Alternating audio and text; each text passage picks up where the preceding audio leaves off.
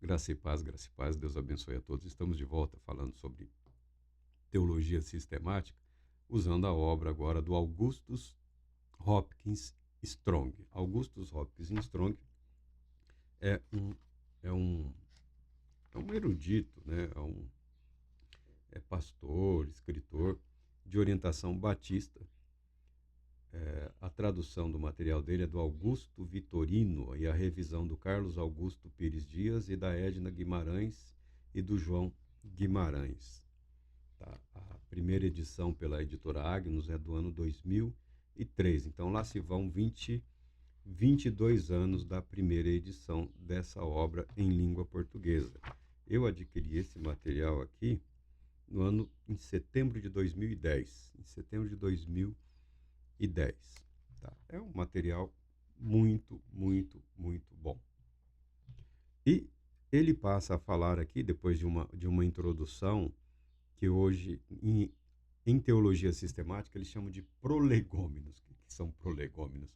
É uma introdução, é uma espécie de justificativa. Por que estou produzindo esse material? O método, o processo e o propósito. É incrível que alguém se veja forçado a justificar a divulgação do conhecimento, mas nessa área, é bastante comum e é incrivelmente frequente. Então, as obras de teologia sistemática, ou de teologia de um modo geral, até as de teologia bíblica também contém essa introdução. As de teologia sistemática, por ter sua origem na dogmática, ela se justifica, né? Apresenta até um histórico do desenvolvimento doutrinário, algumas obras. Mas há essa preocupação, há essa cautela aí. Raramente você encontrará uma obra de teologia sistemática que já inicia lá Deus, tá? Então, depois de uma introdução que nós fizemos alguns pontos, falei, não é clube do livro, nós não estamos aqui lendo os livros, estamos refletindo sobre um material de excelente qualidade, produzido por outras pessoas. A existência de Deus, a origem da nossa ideia de existência de Deus. De tempos em tempos, isso volta, porque as pessoas acabam caindo em algumas armadilhas retóricas, tá? Não é nossa intenção converter ninguém ao esboço teológico e também não é nossa intenção converter ninguém às declarações doutrinárias sobre Deus, às definições de Deus, quem é Deus, o que é Deus ou por que Deus. Não. A teologia, assim como a filosofia, são ferramentas, são meios que facilitam a nossa compreensão e a nossa vida. E, utilizados da maneira correta, proporcionam paz, tranquilidade, confiança, servem como combustível, por assim dizer, para a nossa expressão de fé. A nossa fé, a nossa fé é gerada pelo Espírito de Deus, pelo Deus eterno. Não há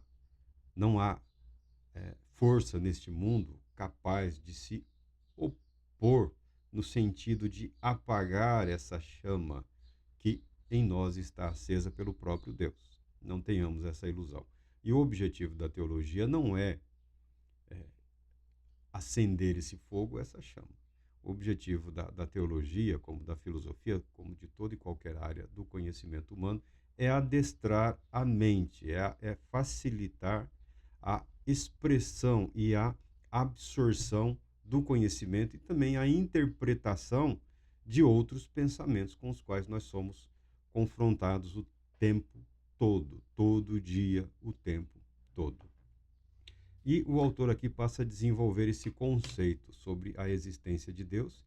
E primeiro ele chama a atenção sobre a origem da nossa ideia, da nossa concepção, da nossa certeza da existência desse Deus. Então ele não está falando aqui do aspecto religioso, ele está falando do aspecto natural.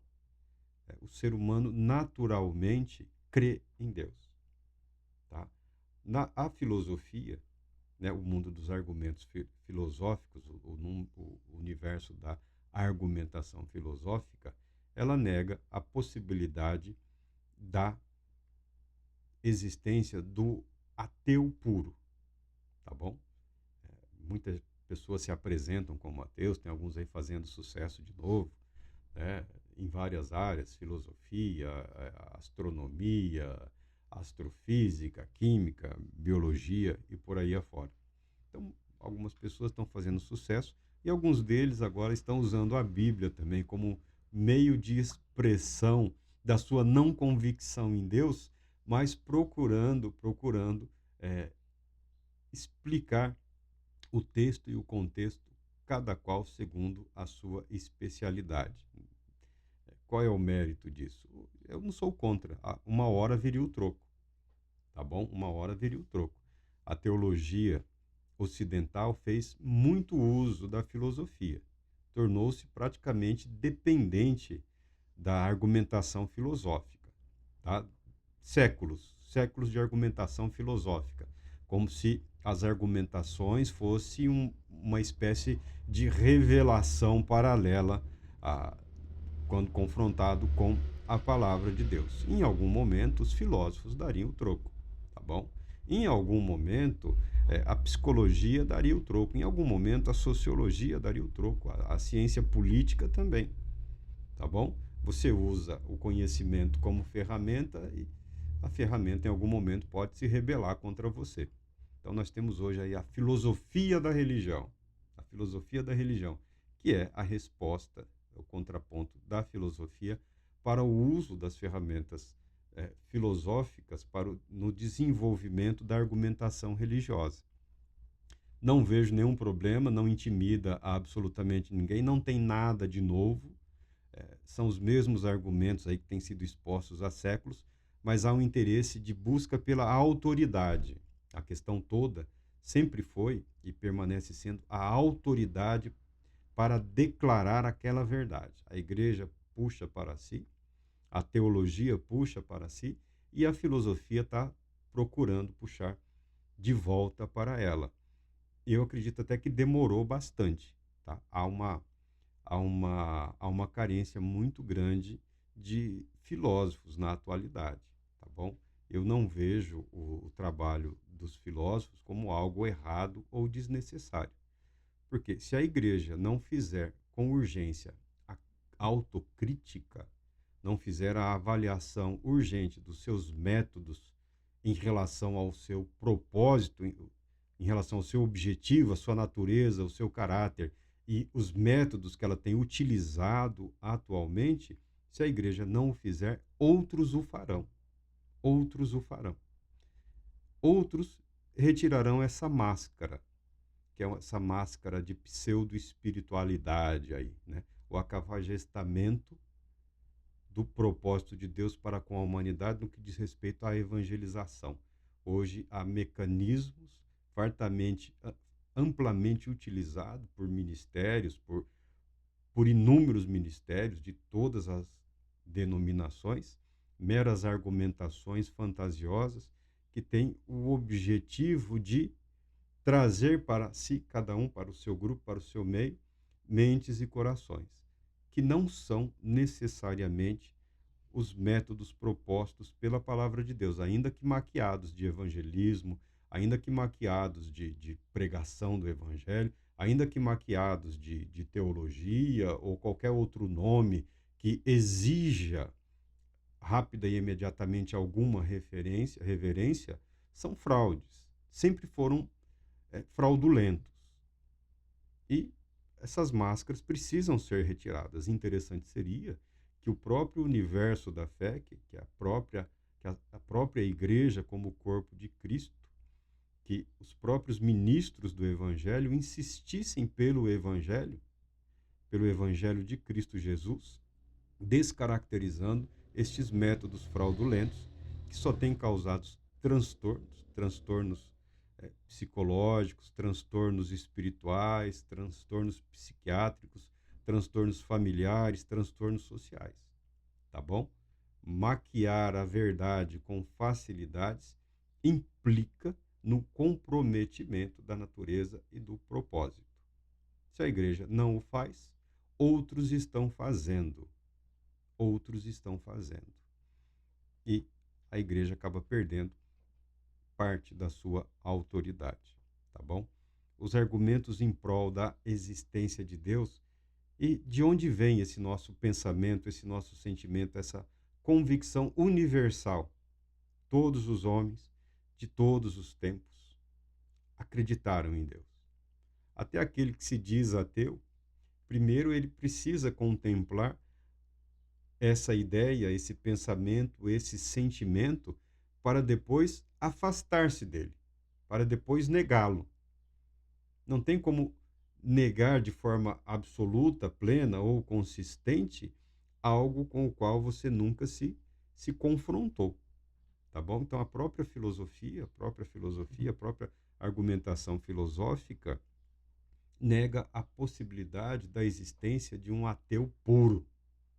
E pelo que eu sei do ateísmo, via de regra, os ateus são profundos conhecedores da religiosidade humana.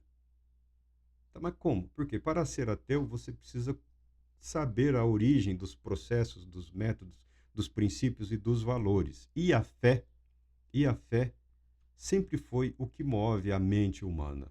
Ainda que a fé seja desvirtuada de Deus e colocada no poder, no dinheiro, no prazer ou qualquer outra coisa, é um desvirtuamento da fé, que é algo natural e inerente e comum ao ser humano. Então, quando se fala de um evento, de uma festa, de uma celebração, de uma comemoração, disso e daquilo, o ateu, para ser um ateu praticante, ele precisa saber a origem daquilo. E, fatalmente, nós encontramos a origem de todas as coisas em Deus, na revelação de Deus. Eu gosto de citar o Schaeffer, o Deus que se revela. Foi republicado os livros dele, é um material interessante. Eu gosto de citar ele, o Deus que se revela, a revelação de Deus, o fato que Deus nunca abandonou a humanidade, nunca abandonou a criação. Todas as coisas têm sua origem no eterno Deus. O Dr. Strong, ele inicia esse capítulo aqui apresentando algumas definições. Eu memorizei uma delas, né? Deus é espírito pessoal perfeitamente bom, que em santo amor cria, sustenta e governa todas as coisas, que é do Langston. Langston é um discípulo do Strong. Então, toda vez que eu lia uma obra, eu adquiri o material do Langston, eu gostei, a simplicidade, o compromisso, eu gostei, falei, não, é confiável, é um material que eu considerei confiável, né? Ele se detém naquilo que é importante, naquilo que é fundamental.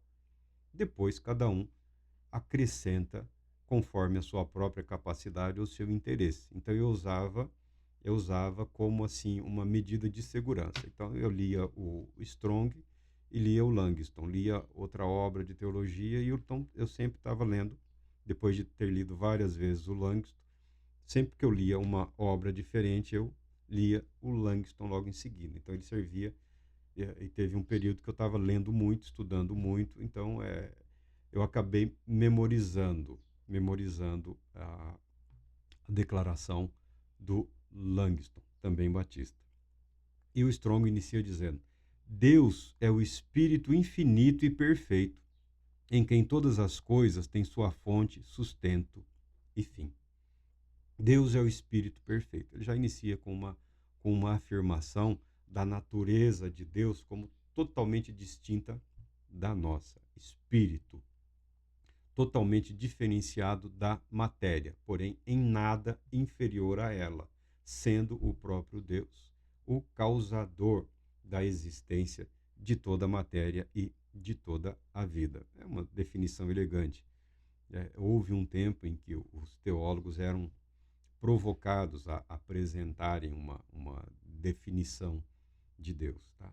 Aí ele apresenta alguns outros aqui. Um aqui está em latim ainda. Você imagina uma obra anterior à do Strong aqui. Deus é a essência espiritual infinita. E alguém disse, a fonte eterna de tudo que é temporal. É a eternidade em confronto com a temporalidade. Nós somos seres temporais. O universo, como está, ele é temporal. Tá? Nós temos um limite. O nosso corpo tem um limite. Nós temos um prazo de validade que, infelizmente, não é muito longo. tá bom? Eu gostaria de pelo menos 200 anos. Os primeiros 100 para aprender e os outros 100 para viver. Mas não é assim. Não é assim. Nós vamos aprendendo, vivendo, errando e continuamos aprendendo, tentando consertar e seguir em frente, tá? A vida se apresenta dessa maneira. Nós somos temporários, temporais, temporalidade, em parte, porque toda a criação anseia pela eternidade. E em algum momento na história, o Deus que intervém intervirá de forma absoluta, garantindo que toda a criação passará para a eternidade, que é o plano, que é o propósito de Deus. Eh, todos passaremos para a eternidade, né? Alguns passarão para a eternidade afastados de Deus, né? Vai ser sofrido? Vai, porque vai ser por toda a eternidade. Graças a Deus por todos aqueles que, pela graça eterna e infinita, serão contemplados com a vida eterna com Deus. A vida eterna com Deus. Ah, mas se o religioso estiver errado? Olha, se o religioso estiver errado, ninguém perde. Se os cristãos estivermos errados, ninguém perde. Todos ganham. A pergunta é: e se os cristãos estivermos corretos? Essa é uma pergunta válida. Essa é uma pergunta que deve provocar a reflexão correta. E se for tudo verdade, como ficará a eternidade? Então, eu, como cristão, não tenho nenhum problema em aceitar determinados limites deste lado da eternidade com vistas à eterna glória a ser desfrutada pela fé em Cristo Jesus. Cada um segue a sua consciência, o seu caminho, o seu propósito, tá? A ninguém tentamos convencer ou converter absolutamente nada. Um outro aqui disse o espírito infinito, só falou em termos de espírito, porque a consciência de espírito, a consciência de alma, a consciência de algo imaterial e eterno em nós mesmos é a mesma que nos permite sabermos da existência de um espírito infinito e eterno que é a causa de todas as coisas. Um outro disse: um ser eterno, não causado, independente, necessário, que tem poder ativo, vida, sabedoria, bondade e qualquer outra excelência na mais elevada perfeição em si e de si mesma. É um argumento filosófico. Cada tema desse aqui, a pessoa estudou filosofia, estudou teologia e pegou lá os tópicos da argumentação em relação à natureza essencial de Deus e trouxe para essa declaração aqui. Então, cada frase dessa aqui, cada uma dessas definições justificam a elaboração de obras com centenas de páginas, tá? E tem uma das mais famosas e mais elegantes declarações de fé, que é chamado Catecismo de Westminster, tá bom? Deus é um espírito infinito, eterno, imutável em seu ser, sabedoria, poder, santidade, justiça, bondade e verdade. É muito bonito, é muito elegante. E a última que é apresentada por ele é do Andrew Fuller, a primeira causa e o último fim de todas as coisas. O que o Strong está querendo dizer com essas declarações, com essas afirmações, com essas definições apresentadas aqui por 4, 5 ou 6 filósofos ou teólogos? Ele está querendo dizer para a gente o seguinte: a existência de Deus é uma verdade primeira. O que é verdade primeira? O que é a verdade primeira? É algo inerente, é algo instintivo, tá bom? É algo que não decorre do conhecimento, do letramento, é algo que não é decorrente da instrução, tá bom? E ele explica isso daqui. Em outras palavras, o conhecimento da existência de Deus é uma intuição racional. Intuição racional. Por que ele fala intuição? Que ele fala que, em termos cronológicos, somente o reflexo sobre os fenômenos da natureza e da mente ocasiona seu surgimento na consciência. É, essa palavra aqui que ele usa, de intuição racional, ele fala do conhecimento direto da, da substância. Esse conhecimento, o que eles definem por substância, é, eu peguei a obra, eu tenho que falar, né? Essência ou substância. Essa é uma linguagem da filosofia, que também você encontra nos credos, né? Credo niceno, credo de Capadócia, nas declarações de fé históricas da igreja, né? Que fala sobre a essência de Deus ou a substância, fala de Cristo como consubstancial com o Pai. Mas quando ele está falando de substância, ele está falando daquilo que tem propensão à eternidade. Nós, eu olhando, já faz algum tempo, um colega trouxe uma foto de 1984, 85, né, ainda jovens. Eu falei, eu conheço esse caboclo aqui, eu conheço esse cara. E era eu. Era uma foto tirada, acho que em Americana, um pessoal da... Eu acompanhei o pessoal do vôlei, e eu estava lá junto com o pessoal do vôlei e tiraram uma foto lá. E ele tinha essa foto, por algum motivo ele tinha essa foto. Ele falou, Marcos, você conhece? Eu falei, rapaz, quanto tempo, hein? Eu fui capaz de me reconhecer naquela foto 40, 40 e tantos anos, 40 anos atrás, mais ou menos, vamos falar, por volta de 40 anos atrás. E continuo me reconhecendo o tempo todo. Muito embora eu esteja mudando, tenha mudado ao longo dos anos. Nós somos assim. Nosso corpo vai mudando. Nós crescemos, alguns engordam, outros emagrecem, um perde cabelo, outro deixa barba. A nossa expressão, o nosso corpo, ele envelhece, ele muda. Eu já estou chegando naquela fase que daqui a pouco já é morro abaixo, né? O auge já foi, é equilibrando agora daqui para a vala. Tá? Não temos nenhuma ilusão em relação a isso. Mas eu sou capaz de me reconhecer em todas as etapas da minha vida. Por que nós somos capazes desse reconhecimento? Porque há algo em mim que não envelhece. Há algo que não muda. Muito embora tenha acrescentado informações, experiências, expectativas, frustrações, existe em mim, existe em todos nós algo que não envelhece. Tem algo que nunca envelheceu, que nunca passou, que nunca mudou e permanece o mesmo. Toda vez que eu sondo, toda vez que você quiser sondar a si mesmo, você chegará a essa conclusão. Se você quiser pegar aquele álbum de fotos que muitas pessoas ainda têm, né, e dar uma olhada, você se reconhecerá em todas as etapas da sua vida. Porque em você sempre existiu esse algo que não muda. E o que é isso que não muda? É a alma. É o que o filósofo chama de substância. Substância.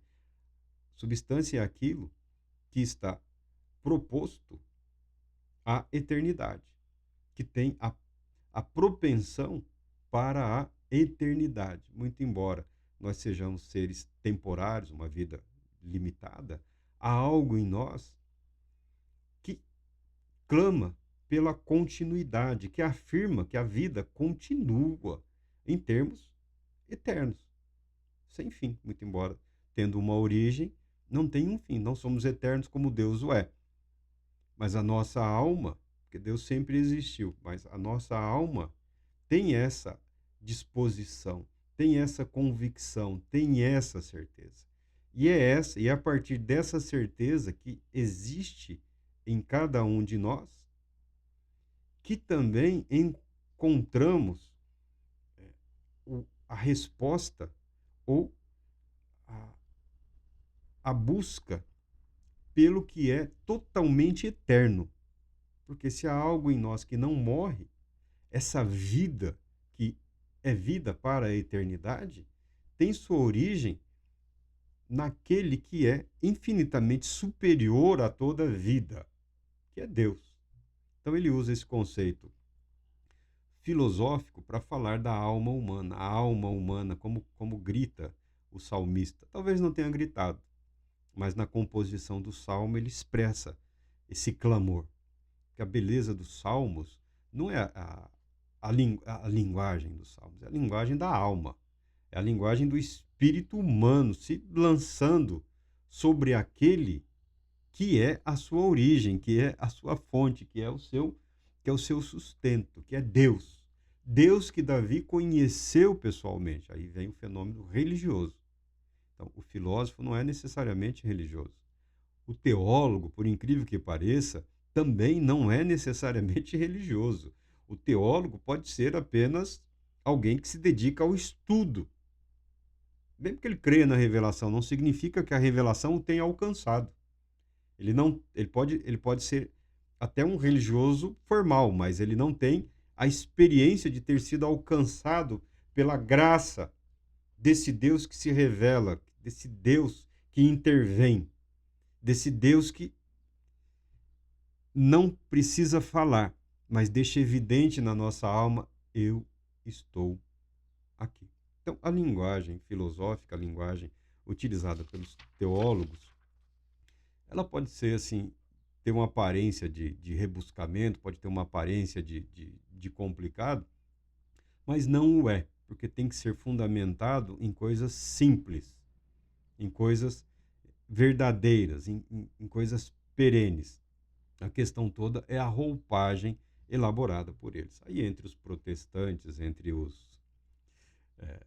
nós temos aí o... Desculpa estar rindo, né? É o Kant. Kant dá um trabalho terrível.